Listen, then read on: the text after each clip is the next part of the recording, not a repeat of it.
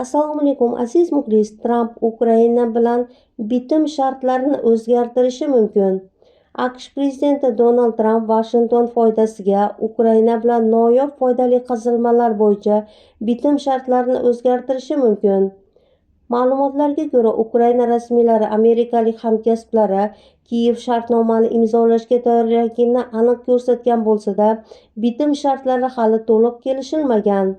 Qolaversa, nashr suhbatdoshlarining ta'kidlashicha, kelishuv parametrlari yana o'zgarishi mumkin, chunki Tramp AQSh uchun kattaroq va yaxshiroq bitim tuzishga intilmoqda. AQSh moliya vaziri Scott Bessent nashr bilan bo'lgan suhbatda hozirda bitim rejalashtirilmayotganini aytib o'tgan.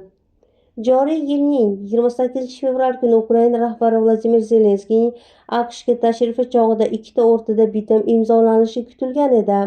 Ammo Oq uyda ikki rahbar o'rtasidagi kelishmovchiliklar barchasini yo'qqa chiqardi. Ikki o'rtadagi tortishuvdan so'ng Ukraina rahbari Oq uyni kutilganidan ko'ra ertaroq tark etdi.